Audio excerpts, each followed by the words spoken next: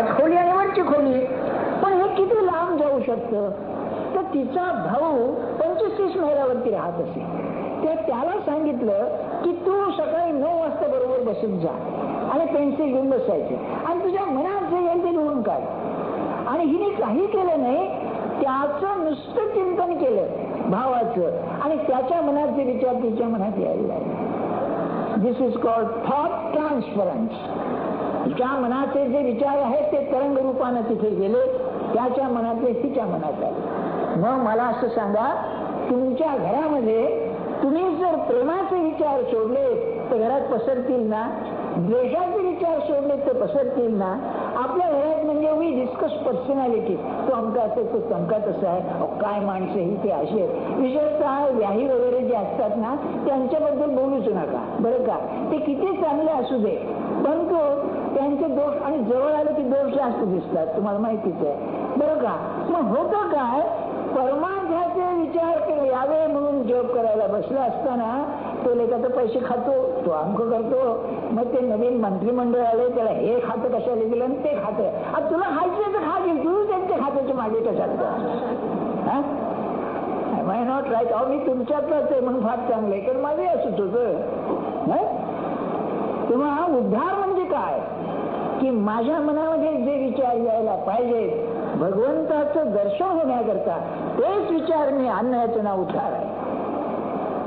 बर, त्यात सुद्धा काय होतं, तुम्ही आम्ही इतके स्त्री पुरुष इथे आहोत, जर सर्वांचे विचार एक असतील तर इथे सोपं जातं. याला ग्रुप मेडिटेशन असं म्हणतात की 10 एकाच विचाराच्या माणसांनी एके ठिकाणी बसून जर भगवंताचं चिंतन केलं तर तुमची मदत मला, माझी मदत तुम्हाला, असं होतं.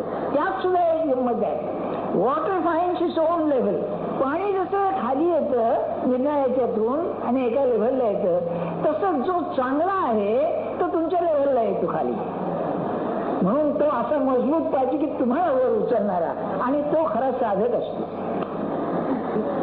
घरात जे नवरा बायको असले ना आणि ते जे नामाला बसले ते एकमेक खाली खेचतात एकमेकाला बरं का. तिच्या मनात जर विचार, स्वयंपाकाचा विचार असला तर याच्या टाळ्यात आल्याशिवाय राहणारच, आणि याच्या मनात जर काही असं गडबड सडबड असली तर ते तिच्या मनात जाईल. म्हणून दोघांनी आपल्या गुरुचं स्मरण करावं, इतर भानगडी करूच नाही. अहो काय सांगावं आपल्याला, विचार ही मोठी शक्ती आहे. हे सगळं मी अनुभवाने सांगतोय आपल्याला, हे पुस्तकातलं नाही. ख्राइस्टच्या चरित्रात अशी एक गोष्ट आहे की तो असा एकदा चाललेला असताना तो रोमन राज्यात राहत असे. तुम्हाला माहिती आहे पॉन्टियस पायलट, त्यांनी त्याला ती शिक्षा दिली ना. त्याचं तो फार प्रसिद्ध त्याचा आहे, व्हॉट इज ट्रूथ म्हणाला, सत्य काय आहे, कारण याने खरा गुन्हा केलाय का नाही कोणा असतो, आणि त्याला उत्तर नाही, व्हॉट इज ट्रूथ. आणि ते थांबले. तो म्हणला, मी म्हणलं तुमच्या जीव लोकांना म्हणाला, कारण हा जीवच होता, तो काही ख्रिश्चन नव्हता, ख्राइस्ट होता. तेव्हा तुम्हाला हा मनुष्य देतो, तुम्हाला काय करायचं ते करा, मी शिक्षा देत नाही. अहो त्यांनी काय केलं, त्याला हवाली केला जीव लोकांच्या, आणि हात धुतले. मी याच्यात नाही, दुष्कर्मामध्ये नाही, कारण तो जाणत होता की ख्राइस्ट साधू आहे. वॉश्ड हिज हँड्स क्लीन, आणि तेव्हापासून आलेलं आहे. नुसतं चहा पिपली माझी इंग्लिशमध्ये म्हणतात ना, असो. तेव्हा त्या रोमन पद्धतीप्रमाणे अंगावरती एक मोठा टोगा असे, टोगा म्हणजे उपरणं लांब, त्याच्या मागे त्याचं पुष्कळचा सोगा असायचा. सोगा म्हणतो ना म्हणजे भाग त्या उपरण्याचा. तर तो असं चाललेला होता, बरोबर 5-25 माणसं होती, आणि एक वेश्या आली त्या समुदायामध्ये, मेरी मॅगडेलिन म्हणून, अतिशय सुंदर सुंदर अशी ती वेश्या. तिला की नाही त्याला जाऊन पायावर डोकं ठेवण्याचं धीर होईना. हा पवित्र पुरुष तिला धीर होईना. तेव्हा तिने काय केलं, ते जे वस्त्र होतं मागे असं लोंबणार ते घेतलं आणि कपाळाला लावलं. हा एकदम मागे पाहिलं, म्हणलं, who has touch me, power has gone out of me. कोण मला कुणी स्पर्श केलाय, माझ्यातली शक्ती गेली. ही विचाराची शक्ती आहे. तुम्ही जर एखाद्यावरती प्रयोग करायचा म्हणला की तुमचे विचार केला पाहिजे, तुमचे विचार स्वतःचे तेवढे पाहिजे ना तेजस्वी, तुम्ही त्याला स्पर्श केल्या बरोबर त्याच्यामध्ये ते विचार येतात. याला थॉट ट्रान्सफरन्स असं म्हणतात. म्हणून मी जे नेहमी म्हणतो की ज्ञानेश्वरी सांगणारा मनुष्य जिवंत पाहिजे. आम्ही मृत आहोत हो, असं काय करता. अध्यात्म जगतो आहे तो खरा जिवंत आहे, तो खरं ज्ञानेश्वरी सांगू शकेल. ज्ञानेश्वर महाराजांचं तर सोडूनच द्या. तेव्हा उद्धार म्हणजे काय, माझ्या मनामध्ये मला पाहिजे ते विचार आले पाहिजे. ते विचार कसे, उत्तम विचार सगळ्यांना माहिती आहे. आपल्याकडे ते इतके ग्रंथ आहेत ते विचार नका. भगवद्गीता त्यातलं ते मुकुटमणी आहे. काय विचार विचार सुंदर विचार नाही का. अहो काय सांगू तुम्हाला, आपल्या लोकांना हे कळलेलं होतं. मला असं सांगा, जगात किती दुःख आहे तुम्हाला माहिती आहे ना, होय ना. तरी सत्पुरुष काय म्हणतो, अवघे सुखी असावे ऐशी वासना. सत्पुरुष म्हणजे वासना नाही. आणि म्हणतो समर्थ म्हणतो वासना आहे त्याला. काय तर सगळं जग सुखी होईल. महाराज असं म्हणाले, हे कसं आहे म्हणाले, एक 4 मुलं आहेत, निजलेली आहेत आणि सकाळची वेळ आहे. आई लवकर उठली, 4 पोरं निजलेली आहेत. प्रेम असं आलं तेव्हा पाहून म्हणाले की भगवंतांना सगळ्यांना सुखी ठेव. ते सुखी होतील असं नाही, पण हिची जी भावना आहे, जे सद्विचार आहे त्याची किंमत तेवढी आहे. म्हणून सत्पुरुषाचं सामर्थ्य असं असतं की तो जो विचार जगावर फेकेल त्याचा परिणाम झाल्याशिवाय राहणार नाही. म्हणून सर्वे सुखीनः सन्तु सर्वे सन्तु निरामया.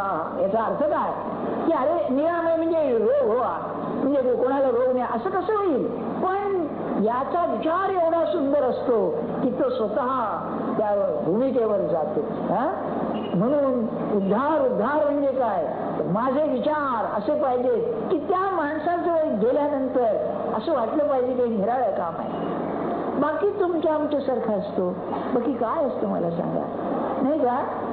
तुम्हाला एक गंमत सांगतो, मोठ्या माणसाचं उदाहरण म्हणून बरं का. लोकमान्य टिळकांनी गीता रहस्य लिहिलं याच्यामध्ये तुरुंगामध्ये. त्यांचं राजकारण केव्हाच गेलं. गांधी आल्याबरोबर त्यांचं राजकारण नाहीसं झालं बरं का. तेव्हा त्यांचं जे चिरंतन स्मारक असेल तर ते गीता रहस्य. तर त्याने तुरुंगात लिहिलं ते.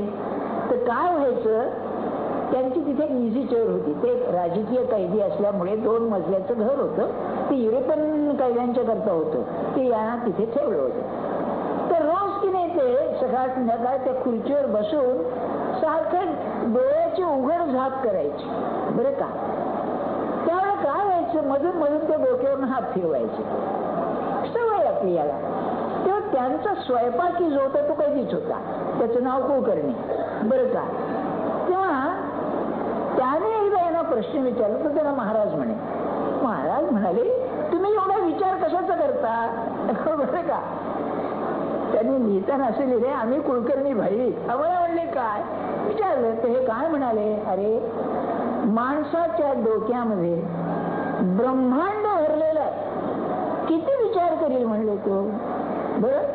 म्हणजे संबंध विश्वाचा विचार त्या डोक्यात होऊ शकतो आणि असा मनुष्यच खरा पुढारी होऊ शकतो. आपले विचार लोकांच्या मनात निर्माण करू शकतो. पण कशाला आपण ज्यांची ज्ञानेश्वरी वाचतो, काय असेल 6 महिने वर्ष लागले असेल ज्ञानेश्वरी लिहायला, पण लिहिताना 24 तास तो पुरुष त्या अवस्थेतच असला पाहिजे. काय त्याचा परिणाम आहे, अजून आपलं मन हादरून टाकतो तो. काय विचाराचं सामर्थ्य, याचं नाव उद्धार. आणि हे स्वातंत्र्य माणसाला आहे. बाकीचं स्वातंत्र्य गौण आहे. देहाचं काय, खाण्यापिण्याचं काय, राहण्याचं काय, हे स्वातंत्र्य गौण आहे. म्हणून मागच्या रविवारी निरूपण संपवताना मी आपल्याला त्यांचा तो श्लोक सांगितला की म्हणाले ब्रह्मदेव जर रागावला तर काय करील, त्या हंसाला मानस सरोवराची फिरण्याची बंदी करेल. पण त्याला जी ईश्वराने शक्ती दिलेली आहे, दूध आणि पाणी म्हणजे आत्मानात्म विवेक असा, ती शक्ती काढून घेणं त्याच्या हातात कुठे आहे. तसं सरकार मला तुरुंगात घालील आणि म्हणाले संबंध देशच मोठा तुरुंग आहे, तिथे या खोली म्हणजे लहान तुरुंग आहे, त्यात फरक काय म्हणाले. काय माणूस. तेव्हा माझी जी बुद्धी आहे ती कुठे काढून घेईल तो. म्हणून गीता रहस्य तुरुंगात लिहिलं बरं का. सांगण्यात येईल तुम्हाला आपल्याला हा उद्धार आहे हे समजावून घ्या. आता ज्ञानेश्वर महाराजांनी त्यावर काय लिहिलंय बरं का. ते काय म्हणाले, विचार सगळेच चांगले बरं का. शास्त्रज्ञ असतात ना, काय तन्मय असतात ते लोक. कल्पना आहे का आपल्याला? हे ऋषीच अलीकडचे. फरक एवढा, ऋषी भगवंताचं चिंतनात तन्मय असतो, हे दृश्याच्या चिंतनात. पण चिंतन सारखंच, यात शंकाच नाही. काय त्यांचं एक गमतीची गोष्ट आहे. एडिसन आजारी होता, एकदा फ्लू झाला होता, इन्फ्लुएन्झा, त्यातून बरा झाला. तर फ्लूचं काय असतं, अशक्तपणा फार येतो. तेव्हा डॉक्टर काय म्हणलं त्याला बरा झाल्यावर, तुला आता म्हणले हवा पालटायला गेलं पाहिजे. होय म्हणाला. बघ तर म्हणलं कुठे जाऊ? तर म्हणलं तुला जिथे बरं वाटेल तिथे जा. बरं म्हणला. दुसऱ्या दिवशी आपल्या प्रयोगशाळेमध्ये गेला, लॅबोरेटरीमध्ये गेला. अरे हे काय? तर म्हणलं तुम्ही काय सांगितलं, बरं वाटेल तिथे जा, म्हणून मी इकडे आलो म्हणाला. काय असेल बघा, विचार करण्यासारखी गोष्ट आहे. म्हणजे तन्मयता काय असेल, नाही का? तेव्हा ज्ञानेश्वर महाराजांचं म्हणणं, दृश्याचे जे सगळे विचार आहेत, प्रपंचाचे जे विचार आहेत, ते चांगले आहेत, शंका नाही. पण त्याच्या दोनच पायऱ्या आहेत. तिसऱ्या पायरी पण मनुष्य जात नाही. कसं? पहिल्यांदा स्वार्थाचे विचार. मग सरकारने एफडीचं काय व्याज केलेलं आहे, मग 1 वर्षाचं करावं का 5 वर्षाचं करावं, मग हे शेअर घ्यावे का ते शेअर घ्यावे. उत्तम आहे बरं का, हे चांगलं आहे. अगदी असं आहे, वाईट म्हणायला काय लागतं, आम्हाला पैसे जोडू लागतेच की नाही, हो नाही का? हे सगळं चांगलं आहे. पण हे विचार हे सद्विचार नव्हे, हे प्रापंचिक विचार, स्वार्थाचे विचार, देहाला धरून असणारे विचार आहेत बरं का. चांगले आहेत, शंका नाही. पण त्यात अनितीपेक्षा केव्हाही बरं. त्याच्यानंतर परार्थ, स्वार्थ आणि परार्थ. परार्थ म्हणजे दुसऱ्याचं कल्याण कसं होईल, दुसऱ्याचं दुःख कसं कमी होईल, हे विचार राहणं हे त्याच्या पलीकडचं. आणि सध्या परमार्थाला जर धोका असेल तर या समाजसेवेपासून आहे तो. तुम्ही काही समाजाकरता करीत नाही. अरे काय करायचं म्हणजे काय? दगड इकडची उचलून तिकडे टाकायचं का? त्या माणसानं उचलायचं वर करायचं काय मला सांगा. बर म्हणजे मग झोपडपट्टीत जा, त्यांना काय संस्कार केंद्र काढा बरं का. याचे वेगवेगळे संस्कार कधी असतात म्हणून त्या पोरांना संस्कार लावतात. एक तिथे झोपडपट्टीत एक बाई जात असते जनसंघाची. तेव्हा त्यांच्याकडे टीव्ही असे, रेडिओ असे, फ्रीज असायची त्यांच्याकडे. कसे आणले ते तुम्ही मला विचारणार, मी तुम्हाला सांगू बरं का. सगळं असायचं. तर त्या मुलांना सगळे ते शिकवायचे. तर ग्रस्त तिला काय म्हणाले की बघ तुम्ही त्यांना शिकवा, पण म्हणाले फार तुमच्या नादी लागू देऊ नका. कारण म्हणजे पुढे आम्ही करतो ते करायचं आहे त्याला बरं का. ही समाजसेवा उत्तम आहे, यात शंकाच नाही. पण मग काय होतं, नवरा ऑफिसला जातो, परिस्थिती चांगली असते, मग दुपारी करायचं काय? ते म्हणलं चला झोपडपट्टीत जाऊन काम करा. चांगलं आहे, वाईट नाही. परार्थ, स्वार्थ, परार्थ, इथेच माणूस थांबतो. हे दृश्यातलं आहे, त्याच्या पलीकडे परमार्थ. आणि ज्ञानेश्वर महाराजांचं म्हणायचं आहे की स्वार्थातून परार्थ होणं कठीण आहे. काहीतरी अपेक्षा आहे. परमार्थातून जेव्हा परार्थ येतो तेव्हा तो फारच चांगला. म्हणून साधू संत परोपकार केल्याशिवाय कधी राहत नाहीत. समर्थांची ओळी मी 1000 वेळा सांगतो आपल्याला की समजा एक माणूस आहे, खरा परोपकारी आहे आणि प्रपंचाकरता करायला वेळ नाही, तर समर्थ म्हणाले जो परोपकार करीतची गेला तो पाहिजे ज्याला त्याला, मग तया पुरुषाला काय उणे भूमंडळी. असं वाटतं त्यांच्याकरता मी काय करावं, काहीतरी द्यावं. मला एक गोष्ट आठवते, नाशिकला एक परकीशास्त्री होते, मी विचारलाय त्यांना, तेव्हा त्यांना मी विचारलं काही नाही, ते लोकांना फुकट शिकवायचे, ते सुद्धा ब्रह्मसूत्र, भगवद्गीता, संस्कृत पंडित होते ते, आणि ते ज्योतिष पाहत असत. त्यांच्या गुरुने त्याला सांगितलं की बंद कर, म्हणून बंद केलं. मग जीवनाचं हे काय, साधन काय? परमात्मा तुला कुशील म्हणाले बरं का. नवरा बायको मुलगी असं म्हणजे काय प्रपंच नव्हता असं नाही. तेव्हा मी शास्त्रीबाबा विचारलं, शास्त्रीबाबा तुमचं चालतं कसं? तर त्यांनी एक उदाहरण मला सांगितलं. एक दिवशी दसरा होता म्हणाले, त्यांची बायको की नाही लोकांना आसनं वगैरे शिकवायची, बायकांना आसनं वगैरे शिकवायची, आणि अपेक्षा काही नाही, हे नाही एका मंदिरात राहायचे. तेव्हा म्हणाले दसऱ्याचे दिवस घरात मुलगी, प्रपंच असा काही नाही घरामध्ये, आता काय करायचं? तर म्हणले बायको म्हणाले वाच काय नाही, म्हणले पाणी पिऊन द्यावं, म्हणले काय द्यायचं, नाही तर नाही बरं का. 10:30-11 वाजले बघा, आणि एक मुंबईचा भाटियाग्रस्त त्यांना भेटायला आला. तेव्हा शास्त्री शौचाला गेले. तेव्हा बाईशी बोलणं चाललं होतं. चूल थंड हो. आता 10:30 ती मुलगी घरामध्ये. तेव्हा त्यांनी सहज विचारलं. त्याने म्हणलं आज दसरा आहे. बाई म्हणाली आज दसरा आहे आणि चाललंय म्हणजे व्यवस्थित. तिने एवढं सुद्धा दर्शवलं नाही किंवा काही नाही. त्याला काय वाटलं कोणाचं, तो बाजारात गेला 4 माणसाचा शिरा आणून दिला, तूप साखर वगैरे शिऱ्याचं का बरं का. आणि हे काय म्हणाले, तो काय म्हणाला, मला ती रिकामी भांडी पाहूनच मला सहन होईना म्हणाला आणि आपण आणून दिलं.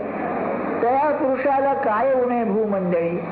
समर्थांना कधी रेशन मिळालं नाही असं झालं का. विचार करा. आपण सांगण्याचा हेतू काय आपल्याला, परमार्थाच्या भूमिकेवर जेव्हा परार्थ निर्माण होतो तेव्हा तो फार शोभून दिसतो.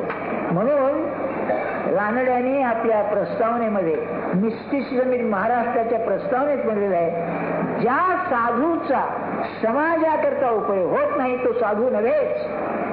त्यालाच पाहिजे. आणि माणसाला खायला प्यायला घालण्यापेक्षा त्याचे विचार सुधारणं हे फार मोठं काम आहे.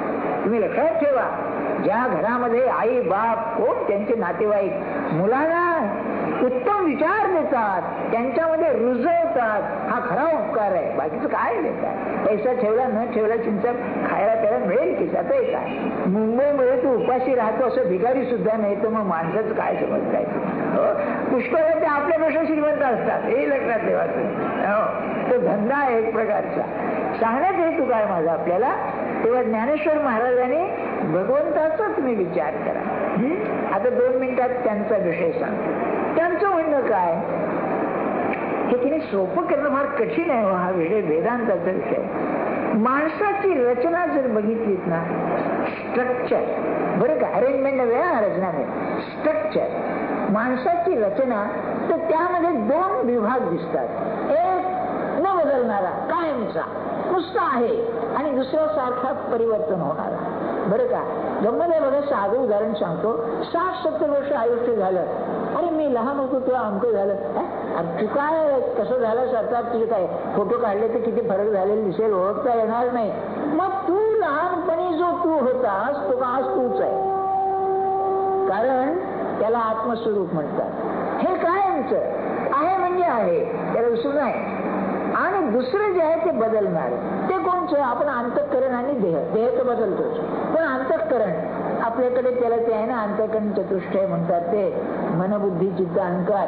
पण अगदी अलीकडच्या मानसशास्त्र दृष्टीनं बुद्धी आहे, कल्पना आहे, स्मृती आहे, भावना आहे, लक्ष अवधान आणि त्याबरोबर ती वासना, कर्म करण्याची प्रेरणा, त्याला कोनेशन असं म्हणतो. या गोष्टी तर आहेतच आणि सारख्या बदलतात. वासना किती बदलते मला सांगा आपल्याला आपली, नाही का. अहो साधी गोष्ट आहे. लहानपणी की नाही चोरून पेरू काढणं, चिंचा काढण्यात मजा असते बघा फार, नाही का. मुंबईत ते अशक्यच आहे हो, नाही का. मला आता सहज आठवलं म्हणून सांगतो. तिथे दळवी वारले ना परवा, त्यांचं एक पुस्तक आहे. त्या पुस्तकाचं नाव मी विसरलो आता. सारे प्रवासी घडीचे म्हणून. तुम्ही म्हणाले तुम्ही भांगडी करता का. हो आम्ही वाचतो, कारण तुम्हाला सांगायला उपयोगी पडतो म्हणून. त्याच्यामध्ये त्याने एक गंमत दिलेली आहे की त्यांच्या गावाला लहानपणी वाण्याची दुकानं असायची. तर बाहेर मिरच्या मीठ असं त्या पोत्यात भरून ठेवलेलं. यांनी काय करायचं, चिंचण पेरी चोरून काढायचे आणि त्याला मीठ पाहिजे तर तो पाहत नाही असं म्हणून त्यातून थोडं मीठ चोरून घ्यायचं आणि खाऊन टाकायचं. आणि त्यांनी म्हणले त्यात जी मजा आहे ते आता विकत आणून खाण्यामध्ये नाही म्हणून, नाही का. आता ती वासना आता राहील का, तुम्हीच बघा, नाही राहणार. वासना बदलते, आपली बुद्धी बदलते, बुद्धीमध्ये प्रगती होते, नाही तर म्हातारपणी ती कामातून जाते.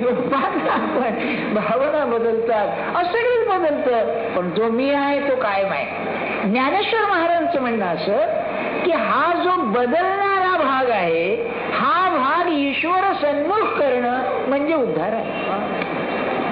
हे स्पिरिच्युअल इंटरप्रिटेशन आहे हो.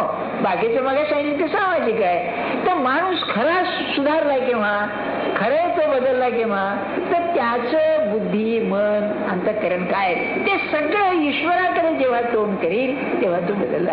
आणि ज्ञानेश्वरीचा मुद्दा तो आहे, ते आपण शिकलं पाहिजे. आता त्यांची ओळ्या बघा आपण. काही व्यामोह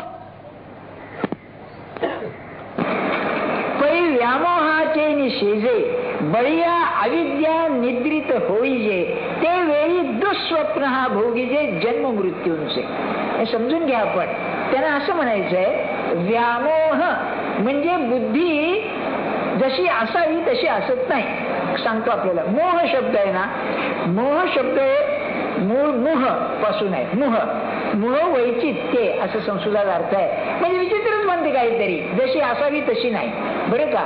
त्याला देहबुद्धी असं म्हणतात, उलटी बुद्धी म्हणतात. आणि तुम्हाला आश्चर्य वाटेल, ज्ञानेश्वर महाराजांनी पसाय दानामध्ये पहिल्यांदा मागितल्याचं खळाची व्यंकटी सांडलं. व्यंकट म्हणजे वाकडी बुद्धी. कृष्ण दीड पायावर उभा आहे ना, देवाचं देवबाई छकडा तो लंगडा म्हणजे याची बुद्धी अशी लंगडी असते, म्हणजे विपरीत असते. आणि सगळा परमार्थ, सगळी जी सुधारणा संस्कृती आहे बुद्धी सुधारण्यावरती. माणसाची बुद्धी सुधारली पाहिजे. बरं का. एक लहानशी गोष्ट म्हणजे गोष्ट नव्हे, एक मुद्दा सांगतो, तो आपण ध्यानात ठेवा. आपली बुद्धी कशी आहे? डावाडोल आहे. डावाडोल हिंदी शब्द आहे. डावाडोल म्हणजे सारखी अशी फिरते, स्थिर राहत नाही. म्हणून एखादा प्रश्न आला, काय करावं बुवा, आपली बुद्धी निर्णय देऊ शकत नाही. हे करावं का ते करावं. बरं का. त्याचं काय होतं, हा का अनिश्चितपणा येतो. मागे त्याच्या वासना असते. एक वासना सांगते की असं करावं, दुसरी वासना सांगते असं करावं. बरं का. अरे मग करावं काय माणसाने.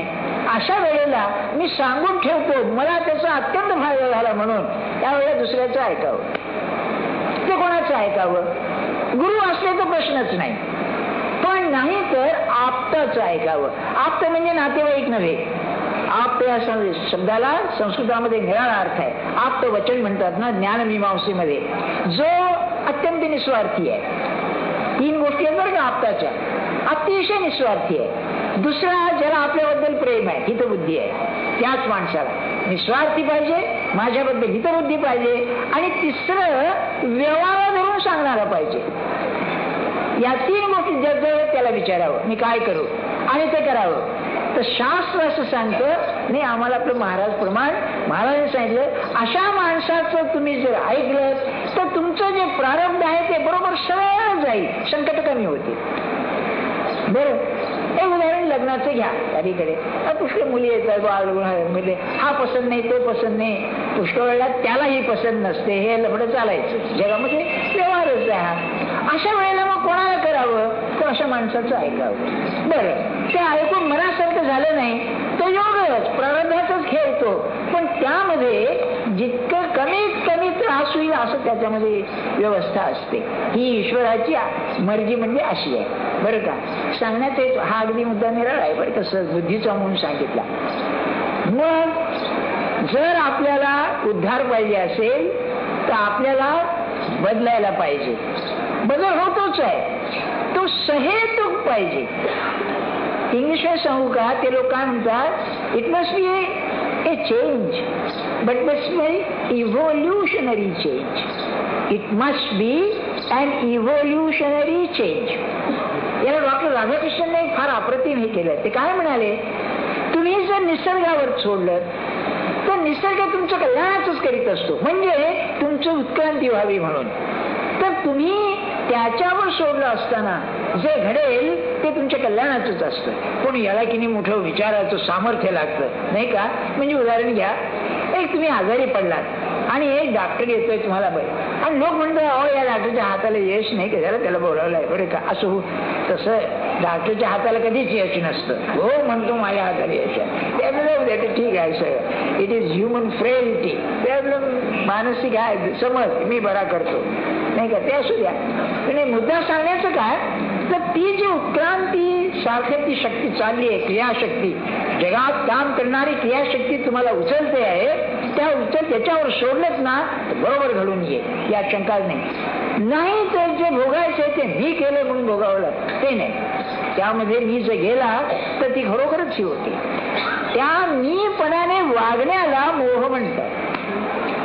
हा 2 गोष्टी आहेत, वासना तृप्तीनं मी सुखी होईन आणि त्याच्या शेजारी मी करीन तो होईल, म्हणून वासना आणि कर्तेपणाचा अभिमान हा मोह. कशामुळे? अविद्येमुळे. परमात्मा स्वरूप कळत नाही म्हणून. आणि मग काय होतं, त्याला त्यांनी जागेपण म्हटलेलं आहे. परमात्मा स्वरूपाची जाणीव असणं हे जागेपण. ते गेलं की जी झोप येते ती झोप म्हणजे प्रपंच. तुम्ही म्हणाले कसं काय हो, तुकाराम महाराजांचा अभंग माहिती आहे ना, काय वाणू मी या संतांचे उपकार, का म्हणजे निरंतर जागविती. अरे तुम्ही जागे आहात ना, आणखी काय जागे व्हायचं. जागेपणामध्ये जे जागेपण आहे, अविद्या नाहीशी करून जे विद्येचं जागेपण आहे त्याचा संबंध आहे. ज्ञानेश्वरीचे लफडेबाजी पाहिलेत ना, आता सहज आपले सांगून गेले. ते म्हणजे निजला आहे स्वस्त, तो मोह होऊन अविद्येच्या हंतरुणावरती निजलेला आहे. त्याला जागा करायचा म्हणजे किती कठीण आहे. याला महाराज फार अप्रतिम उदाहरण द्यायचे. काय सांगू तुम्हाला. महाराजांना असा प्रश्न विचारला, आपण इतकं सांगता, संत इतकं सांगतात, आमच्या सुधारणा का होत नाही, असं नाही का. अरे किती म्हणजे हे आहे, वर्षोवर्ष चाललंय श्रवण, तरी पुन्हा तेच. त्याचं असं आहे म्हणाले, लहान पोरं असतात, रात्री पोर काही न जेवता निजलं तर आई काय करते, त्याला उठवते झोपेचं आणि दूध पाजते आणि निजून टाकते. बरं का. दुसऱ्याची विचारलं, अरे तू दूध प्यायला, मी कुठं प्यायलं दूध म्हणाले. तसं म्हणणं शेवट्याचं होतं म्हणाले. ऐकून म्हणा, आम्ही कुठं ऐकलं, म्हणजे ऐकून न ऐकल्यासारखं होतं. असं आहे. आता सांगणारा जसं सांगून न सांगण्यासारखं त्यापैकीच आहे ते. दोघांनी नावं ठेवायचं कारण नाही एकमेकाला. कसं आहे बघा. म्हणून अविद्येची निद्रा, मग तिथे दुःस्वप्न भोगी जे जन्म मृत्यूंचे, आणि मग तो कालाच्या जन्म मृत्यू म्हणजे काळ, त्या काळाच्या ताब्यात येतो, म्हणजे कालाधीन बनतो. जसं व्हायचं तसं त्या काळात त्याच्यात घडत जातं. मग ते बरं. पुढे म्हणाले, पाठी अवसात चेवो, नंतर म्हणाले सहज त्याला जाग येते, ते अवघेच होय वावो. ज्ञानेश्वर महाराज म्हणाले की एखाद्या वेळेला जाग येते ना, मोठा वाईट प्रसंग आला किंवा केलं ते चुकलं, काय करून बसलो आपण, हे असं होतं ना, मग जाग येते. पण ते म्हणजे थोड्या वेळेस होते. ऐसा उपजे अनित्य सद्भाव होतो आपण पाहिजे. पण तो जर टिकला, ते जागेपण जे आहे ते जर टिकलं तर सद्भाव उत्पन्न होतो, ईश्वराविषयीही होतो. बरं का. म्हणून आपणची आपण या घात की जे असे धनंजया, चित्त देऊन या नाथिली या देहाभिमाना. जर देहाभिमानाकडे तो नाही, खरा नाही असं आपण चित्त दिलं तर ही जाग राहते आणि त्यातून त्याचं कल्याण होतं, उद्धार होतो. बरं का. याचा अर्थ काय, याचा अर्थ अरविंदाने फार छान सांगितलाय त्यांच्या त्याच्यामध्ये. ते काय म्हणाले, या विश्वाला एक योजना आहे. There is a plan and a design behind universe. बरं तुम्ही म्हणाल काय आहे, कसं काय. साधी गोष्ट घ्या, मी तुम्हाला एक प्रश्न विचारतो. तुम्ही अमक्या वेळेला अमक्या ठिकाणी का जन्माला आला, तुमचं कर्तृत्व काय आहे हे मला सांगा. बरं काय. अमक्या ठिकाणी अमक्या वेळेला अमक्या आईबाबाच्या पोटी पुरुष आणि स्त्री म्हणून तुम्ही जन्माला आला. का. पुरुष आला असतं तर तुमचं नशीब मिळालं, स्त्री म्हणून आला तर तुमचं जीवन मिळालं. का बरं असं झालं, म्हणजे हे माझ्या हातात नाही. म्हणून तुम्हाला मी अनेक वेळा सांगतो ना, आम्ही आपले पाठ केले 7 म्हणतो, you are thrown into the world. काय मला सांग. अहो त्या कामा हॉस्पिटलमध्ये 30-40 पोरं मेले ना, लहान पोटे मेले जन्माला आलेले. काय त्या पोरांचं प्रारंभ, त्यांची चूक काय आहे मला सांगा. नाही का. अरे नाही, ते तसंच त्यांना ढकललंय ज्या निसर्गाने ते घेऊन गेले त्याला. नाही काही काय माणसाचा काय हे मी सांगतो, याला अर्थ आहे बरं का. हे पहिली गोष्ट की आपण आलो जगात, काय हरकत नाही. सामाजिक परिस्थिती तुम्ही निर्माण केली आहे का, घरातले नातेवाईक तुम्ही निर्माण केलेत का, शाळेत गेले तिथले मास्टर तुम्ही नेमले आहेत का, की पोरं तुमच्या बरोबर कोण असावे ते नेमले आहेत का, काय तुमच्या हातात आहे. आणि सध्या तर ते समाजाचे तुम्ही पाहता नाही का, कोण असावा मास्तर आणि कोण नसावा तुमच्या हातात आहे. अहो पुष्कळ असं होतं, जो मास्तर नको तो बरोबर तुमच्या नशिबी येतो. म्हणजे जसं जो प्रधान आपला मिनिस्टर नको जसा तुमच्या नशिबी येतो ना, तशापैकी आहे. काय आहे तुमच्या हातामध्ये, राजकीय परिस्थिती तुमच्या हातात आहे.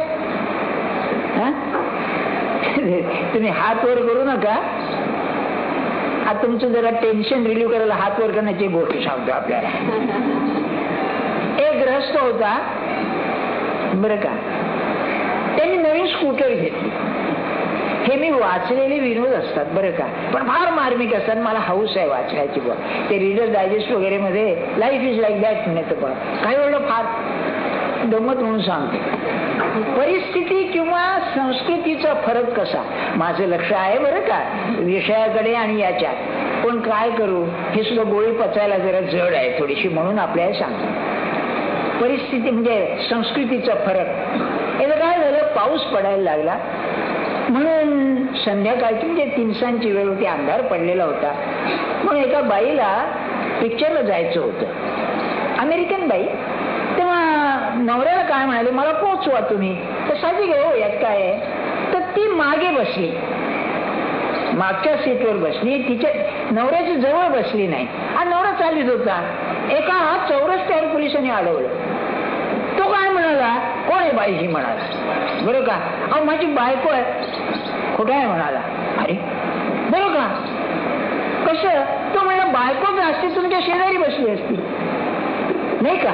मग त्यांच्या पद्धतीप्रमाणे मागे बसली म्हणाले. अरे म्हणलं नाही बाबा माझी बायको आहे ती. तर म्हणलं मग तुम्हाला मॅरेज सर्टिफिकेट दाखवावं लागेल. काय म्हणत अशी बरं का. तर म्हणलं अरे आता सिनेमाला जायचं, तिला हे कसं काय शक्य आहे. म्हणलं मग असं करा तुम्ही, म्हणलं तिचं चुंबन घेऊन दाखवा, म्हणजे बायको असं समजेल म्हणले. आपल्याकडे असा प्रश्न झाला तर काय व्हायचो. आता बाकी पोरं तसंच करतील म्हणा, पण संस्कृतीच आहे ते जाऊ द्या. मग तो स्कूटर घेतली त्याने. स्कूटर घेतल्यानंतर तो जोराने चालवायला लागला बरं का. जोराने चालत होता तर रस्त्यावरचा पोलीस होता ना, तिने हात वर केला म्हणजे थांब म्हणून बरं का. हा काय थांबेल, चालला पुढे. तेव्हा त्याला लोकांनी अडवला आणि त्या पोलिसाकडे आणला. तो म्हणला अरे मी हात वर केला आणि तू काय ऐकत नाहीस म्हणला. अहो मी मास्तर आहे म्हणाला, मला विद्यार्थ्यांनी हात वर करायची सवय आहे म्हणाला. तेव्हा हात वर केला की याला काहीतरी प्रश्नाचं उत्तर द्यायचं असं त्याचा अर्थ मी समजतो. थांबावं हा तर मला माहित नाही म्हणाला होतं. आहे की नाही. आता लेटेस्ट कम विषयाला येऊ दे माझे. तेव्हा त्यांचं म्हणणं काय आहे की सगळ्याचं मूळ असेल तर मी देह आहे, माझं असं आहे, माझं तसं आहे. हे जे आहे ना, हे नाहीसं करायला या विश्वाला जो संबंध योजना आहे विश्वाची, त्यामध्ये मी आहे. माझे समकालीन मला माहिती नाही, माझ्या समाजामध्ये परिस्थिती कशी अशी माहिती नाही, माझ्या कुटुंबामध्ये माझे भाऊ बहीण धाकटे मोठे कोण असावे हे मला माहिती नाही. असं सगळं असताना कालच्या पेपरमध्ये एक गोष्ट आहे बघा की एक नवरा बायको घरात होते आणि 2-4 माणसं आली बंदूक घेऊन. दार रात्रीच त्यांनी वाजवलं म्हणून तो नवरा बाहेर गेला. तेव्हा त्यांनी त्याला सांगितलं तू काय दे तुझं दे म्हणून ते बंदूक मारायला.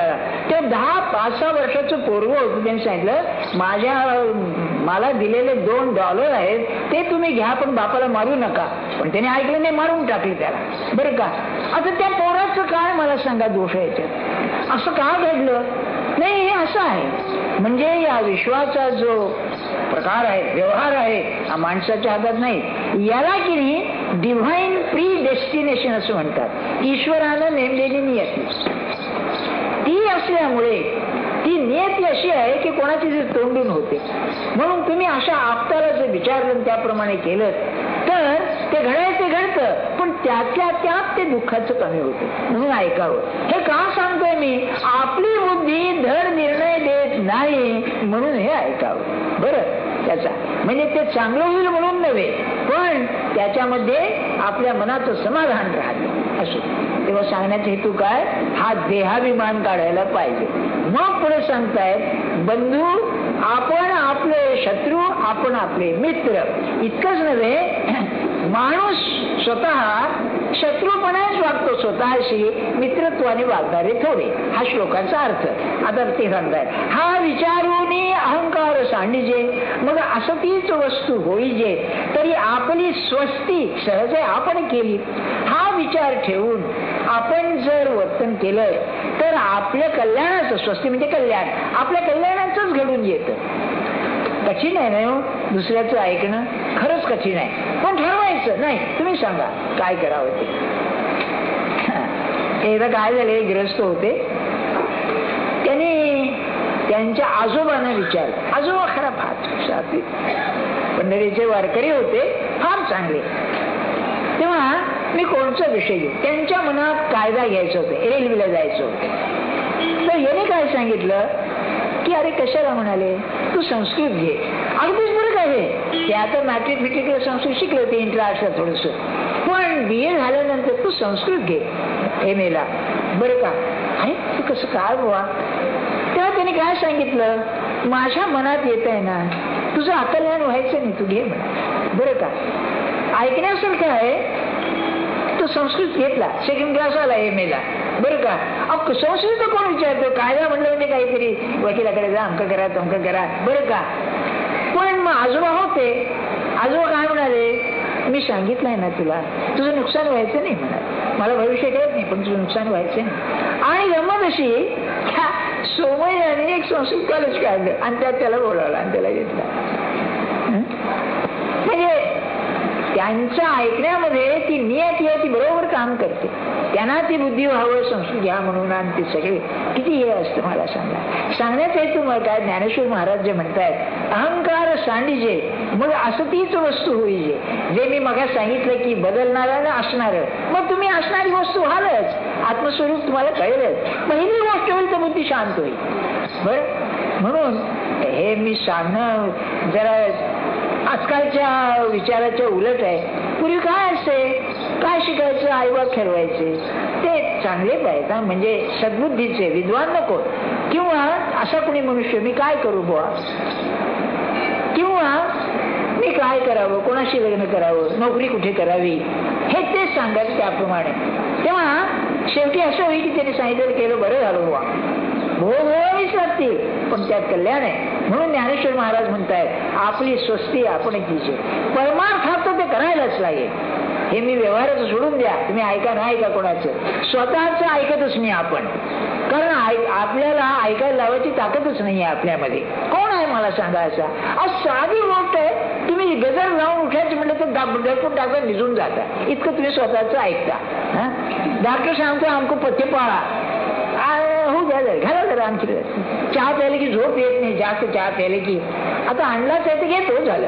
अरे मग का एवढं नाही का तुला आवडत नाही, आणखी मग मी कोणाचं ऐकत नाही म्हणतो नाही का.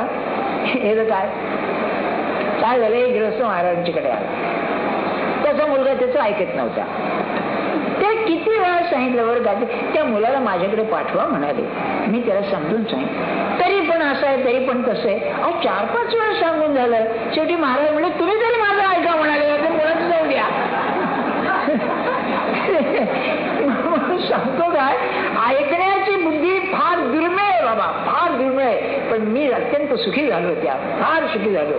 काय माझं कमी पडलं जीवनामध्ये, काही नाही, पण त्याने सुखी झालं. अहो खरी जर त्याच्यामध्ये कमाल असेल, तुमची वासना मारतं ते आहे नाही. माझं पाहिजे मला पाहिजे म्हणजे काय वासना असते, ती वासना मारायला याच्याशिवाय दुसरं उपाय नाही परमार्थामध्ये.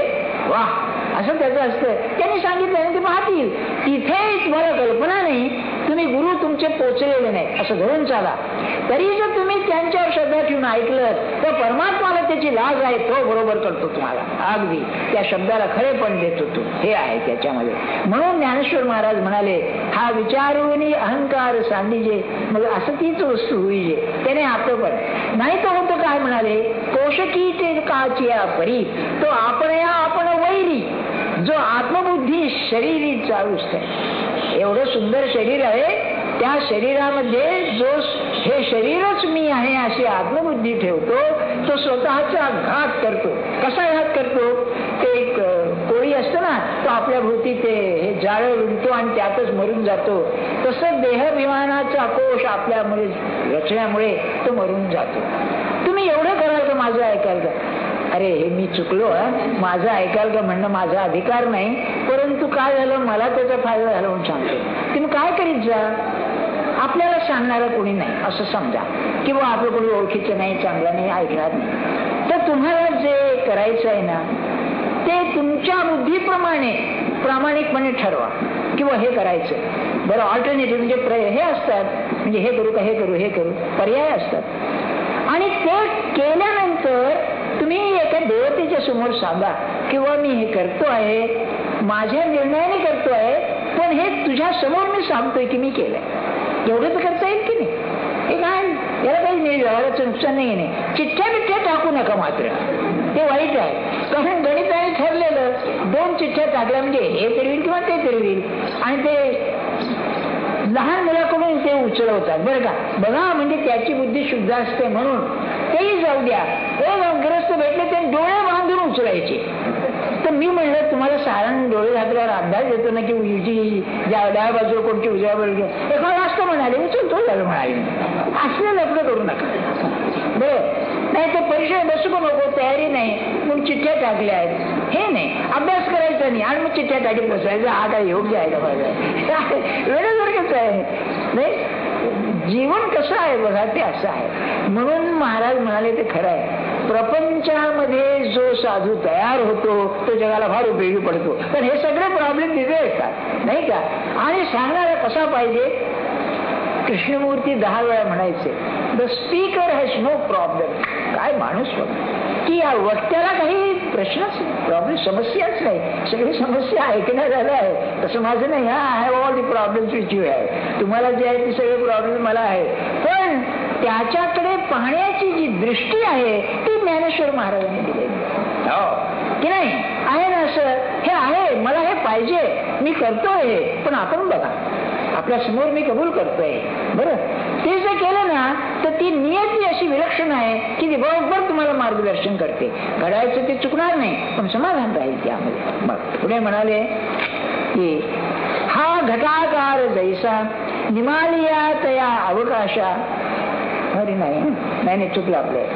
हा, तैसे प्राप्तीची वेळ. हा, मला वाटलंच ते बरं का. निदैवा अंधळेपणाचे डोहाळे की असं ते आपले डोळे आपण जाती. बरं का. काय होतं म्हणाले, या आत्मस्वरूपाकडे जाताना अविद्या कशी काम करते याचं फार अप्रतिम वर्णन आहे. काय सुंदर आहे बघा. एक मनुष्य चांगला डोळस, दृष्टी चांगली आणि रस्त्याने चालला आणि द्रव्य पडलेलं आहे पुढे बरं का.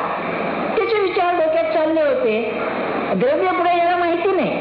हा सरळ डोळे उभे ठेवून गेला तर द्रव्य मिळणारच. पण म्हणाले, मोहामध्ये असणाऱ्या माणसाची बुद्धी कशी फसवते ती अशी. तर जवळ यायला त्याच्या डोक्यात विचार आला की मनुष्य आंधळा झाल्यावर कसं चालतो प्रयोग करून पाहावा. काय बरोबर का. आणि डोळे झाकले चालला, द्रव्य गेलं नाही गेलं म्हणून निवडून झालं अशी. अरे सांगण्याची खुबी काय आहे. म्हणजे योग्य प्रसंग आला असताना मन सांगतंय अरे हे असं करायला पाहिजे, आणि त्याच वेळेला म्हणतेच काहीतरी डोक्यात विचार येऊन करणं म्हणजे मग गौरवावणच आहे. असं माणसाचं व्यवहारात होतं. म्हणून प्राप्तीची वेळ निर्दैवा अंधळेपणाचे डोहाळे की असं ते आपले डोळे आपणच झाकी.